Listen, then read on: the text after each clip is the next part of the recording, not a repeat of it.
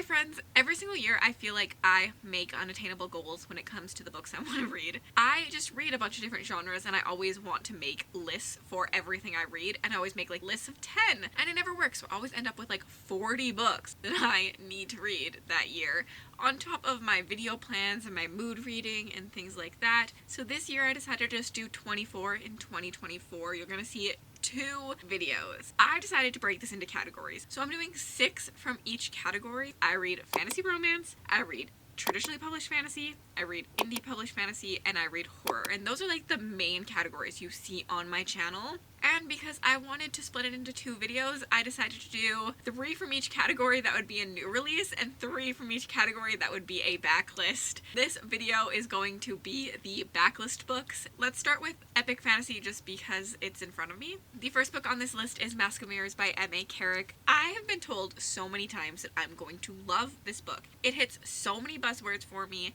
but for some reason I just keep putting it off and off and off. I think 2024 is the time that I finally do it. I mean, it's a chunker, but like if I'm going to end up loving it, I'm gonna fly through it. I don't know a lot about this one. I know that there is 3 POVs in it. I know we have a coastal setting. I know that there's some epic politics at play. We follow Ren, a con artist who has one goal: to trick herself into a noble house so that she can seek money, I believe. But within these houses, there starts to be a dream nightmare magic that starts to take its hold, and I think there's a mystery that we have to unravel, and I'm gonna guess a lot of pieces on the chessboard that are moving, and I think that this sounds really up my alley. I cannot wait to read it. I'm hoping that I can binge this entire series next year, but only the first book is going on this list, and I have to get to it. The next one is Sons of Darkness by Gaurav Mohanty. Since I saw this stunning edition of this, I knew I had to have this, and I needed to love this book. So I think that's part of what I'm scared. I always hate when I have a special edition and then I have to read the book and I'm like, what if I hate it? So I'm really hoping I love this. This is a grim, dark, slow character story from what I know. Again, I think that there's a lot of politics within it. We're following a bunch of different characters. Some ballads are inked in blood. Their lives are about to become yet more difficult as a cast of sinister queens, naive kings, pious assassins, and ravenous priests are converging where the Son of Darkness is prophesied to rise, even as forgotten gods prepare to play their hand. I typically love a story where we have like meddling gods and stuff. I know that this is rich in mythology and I'm just really excited to get to it, and like, look at these edges. Aren't they just literally stunning? This edition is so dang pretty. Like, the inside,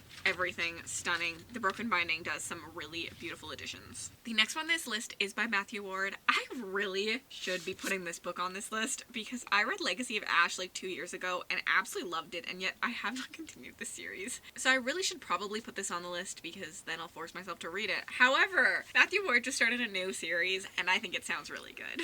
In 2023, he published The Darkness Before Them, and I think this cover also just looks really pretty and I can't wait to read it. I think it's gonna be really good. I'm really excited for it. I don't know anything really about it, but from reading Legacy of Ash, I'm expecting well-written characters, a lot of politics, and a really interesting magic system. Those are what that book pulled off for me, and I think it can only get better from there. I know we're following an immortal king in a world where souls fuel the magic. There's also mist that is coming and devouring the entire land, as well as these political ruling families who are just kind of tearing each other apart. Enter our main character, who I think is a thief, and she really only cares about one thing: getting money and revenge and all of that typical fantasy main character stuff. And she ends up becoming a bigger part of the scheme and puzzle than she expected or ever wanted to be. And honestly, I just think that this sounds really good. I typically like a fantasy series where nature is kind of attacking us, so I think that the mist sounds really interesting to me, and I'm really excited to see where this goes. I love politics too. Those are my 3 backlist traditionally published fantasy that I need to read next year.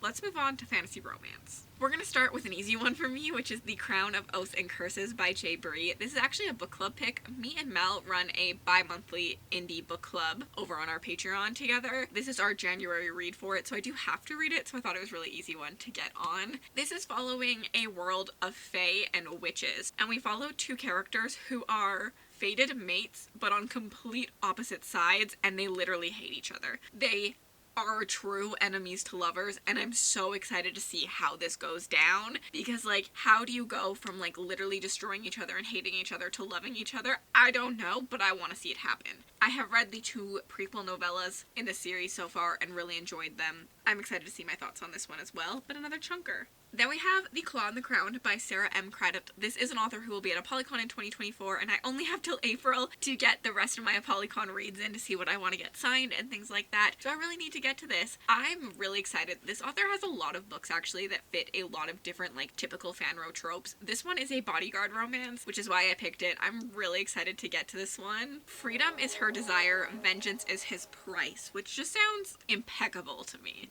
We follow our main character who's been told time and time again that she's unfit to be a princess, which means she's very shocked when the king picks her to be the prince's consort. Which is not a good thing, because she's only ever wanted to escape court and the politics that happen there. But enter the charming knight who wins the right to be her personal bodyguard, and I think things start to happen from there. I'm not sure if this is going to be somewhat of a love triangle with, like, the prince and the bodyguard. I just know there's some sort of bodyguard romance in this, and I'm so excited to get to it. And I think that there's some sort of revenge also that happens in this, and I love a revenge story. The next one is Blood and Steel by Helen Schuer. I do own another book by her, the one in the Mortal Enemies to Monster Lovers series. However, that one is a standalone, and the one I picked for this list is the start of a series, and I love starting a new fantasy romance series. I've seen every fanroll girly freak out about one of these two books, so I knew this was an author I had to try. We follow our main character who's always wanted to be a warrior, but women in this world are not allowed to hold a blade, to wield a sword, so she's been training the last 3 years in secret, and now it's her time to join the competition and prove herself a place in the elite guard. I believe there's some sort of chaperone that happens with her as well, and I'm just excited to see where it goes from there. Goodreads says, if you like brooding, tortured heroes, you will devour this sexy, addictive fantasy series. Perfect for fans of the Bridge Kingdom from Blood and Ash and The Witcher. Sounds good. It's enemies to lovers, slow burn spice, found family, and a sprawling world of magic and monsters. I'm in. I'm literally in. I cannot wait to get to this one. And those are our 3 backlist fantasy romance series. Let's move on to indie fantasy. The first one on this list really needed to go on this list. A Shade of Madness by Thiago Abdallah. I'm embarrassed that I haven't read this yet. A Touch of Light was my favorite book of 2022. I loved that. I still think about A Touch of Light, so why haven't I read A Shade of Madness yet? I don't know. This really needed to go on. I needed to get to it. We have Griffin Riders, and we have 3 POVs, and this really sprawling epic world, and within A Touch of Light we're following a plague. There's a disease that takes over people and kind of makes them zombies, and we have to figure out what's happening and how to solve that and how to fix that. So like, I need to read this, and that's why it's going on this list. The next one on the list is No Heart for a Thief by James Lloyd Doolin. I just love this cover and I really need to get to it. I again know literally nothing about this book. We are the stories we tell ourselves, even the lies, is the thing on the back. I feel like when I read the back of the book, I still know nothing about this story. I know there's something about 2 characters who end up finding each other and I think rebelling against the spirits and the ruling powers. That's about it. Those sound like buzzwords. I'm intrigued. It's on my list. The next one on my list is The Bloodstones by Tori Tekken. This is actually a fellow booktuber. I will leave Tori's channel link down below. I'm really excited to read this. This is like her debut epic fantasy, and I'm really excited about it. Again, I know nothing about it. Being a booktuber is hard sometimes. The first line of the Goodreads synopsis says, his name is not worthy, a traitor's executed, his name ripped away from history. That right there signed the deal for me. Like, that sounds really interesting. And the last line is, someday history will remember them as legends. And I really liked how the first line is about not remembering and the second line is about remembering. I thought that was a really cool parallel. This cover is literally the reason I want to read it. And I think it sounds really interesting. I'm gonna read the synopsis to you. His name is not worthy. A traitor is executed. His name ripped away from history. Now the kingdom stands on the brink of a succession war that could bring the country to its knees. Forces stalk the darkness, moving pawns into place in a deadly game. Gurin and his brothers were not meant to witness the execution, but now they find themselves trapped in the center of a political quagmire. When Gurin faces a loss of everything he knows, will he lose himself? To the south, tribal warlords clash in an endless cycle of violence. Sindri, the daughter of a chieftain, kills for the honor of her people. An alliance with a foreign queen offers the power to unite the tribes, but at what cost? Someday, history will remember them as legends. I'm in. I'm just in. So those are the 3 indie fantasy that I need to read that are backlist.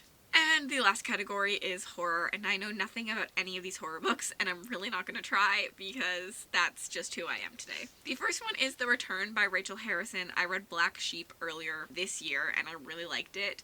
I know Return is probably the most different vibe than what she normally does, but I own this and I'm really intrigued by it, and I would like to go back to the beginning and see before I really continue with Rachel Harrison, just because sometimes reading the more current ones means their backlist sometimes doesn't live up to it. So I'm gonna go, even though I started with Black Sheep, I think I'm gonna go back to the beginning and then read in order, but I am really excited to read this. I don't know what it's about. Our group of friends reunite after one of them has returned from a mysterious 2-year disappearance in this haunting debut novel. And the next one is Eric LaRocca. I have been wanting to try Eric LaRocca for a really long time, and I recently purchased this one, so this is where I'm gonna start. I don't really know a lot about this besides that it's like really, really weird, and it does have other stories in it. I think there's 3 stories in this, so I'll probably just count this entire edition for what I'm gonna try. I don't know anything else, so we're moving on.